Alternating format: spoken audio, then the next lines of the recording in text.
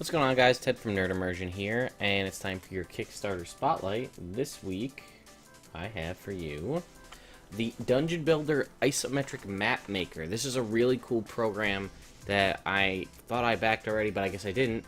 But I just wanted to let you guys in on this. If you're like me, or, whether it's Dungeons and Dragons, or really any role-playing game, maps are obviously important.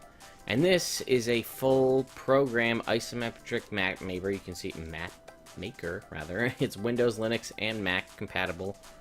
And this is a little example of what you can do. This video right here, I'm not going to play it because this actually takes a little while, but it shows you how to build this.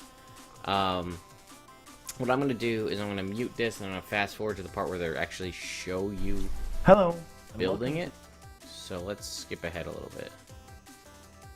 So that's a map that was created. Let's see how far ahead we can get.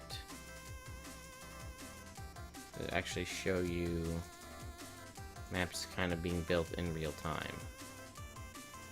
But again, the map that you're seeing on the background is a map that can be built in the game. Or in the, here you go.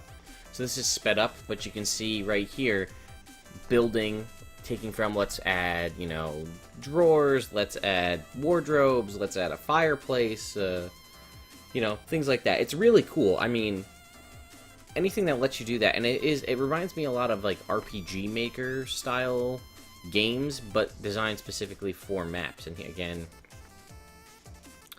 I don't know if I can actually, here you go, you can get a good look at this. Adding in pitfall traps, you can add in, again, all these kind of dressers, tables, furnaces. Looks like down here there's like secret doors, there's this kind of portal thing. And let's see what they've got as far as their goals. Rivers and streams, it's a mining operation. Large rocks and mine carts, advanced editor features. A lot of art to Dungeon Builder. They've added rivers and streams as well, I believe. If they get to 225,000, which they are at...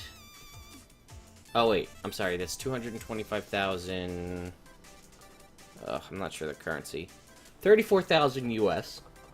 There are 27. They'll add the ability to build outside things. So we're talking grass, trees, rooftops, things like that. That's really cool, because right now it is designed to primarily be just a dungeon. Watercolor centerpieces, waterfalls, rivers, and streams here at 37. There also is the potential to add a play mode, and by play mode, I mean, like, you can actually play, it's almost like a virtual tabletop, where you can play within the isometric dungeon builder, actually play within it. Here's some more stuff you can see, and I think you can actually, depending on the backer level you choose, you can actually go to get a level where you can actually custom pick the art that you, like the asset that you want added in, depending on what you choose. So, why don't we see what we've got, because I don't believe it's that much money either. In early, that's sold out, early bird. This is 45 bucks, gets you personal license for Dungeon Builder. Includes Dungeon Builder personal license, optional, your name in the Dungeon Builder's credits if you so choose. 60, get you beta access. 91, get you all of that, and you can specify a small item. So there you go, specify a small item to be added. 136, all of that. Specify a medium item. 181, specify a large item. 181... Small item is added into Dungeon Builder. Your name / your company name in Dungeon Builder's credits. Oh, it's a creature. I'm sorry. It's not like an item. An actual creature. A huge item added in at 226. Or a medium creature. 302. Specify a gigantic item or a large creature. You get an indie developer license. If you go up to 302, 604, you get a professional license. which is going to allow you to use the maps.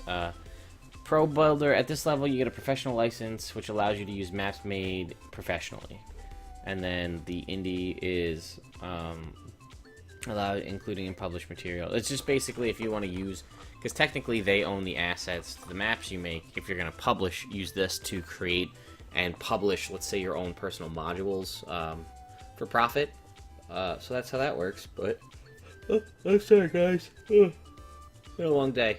But yeah, let me know what you. This is by Hobbyte.net.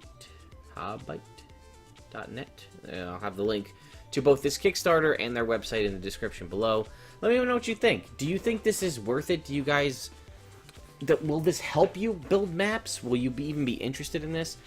Because I think part of the reason why I didn't back it is I do enjoy drawing maps, but I also must confess that at times I just get too busy and I don't actually do anything. So I ended up kind of winging the maps on the fly.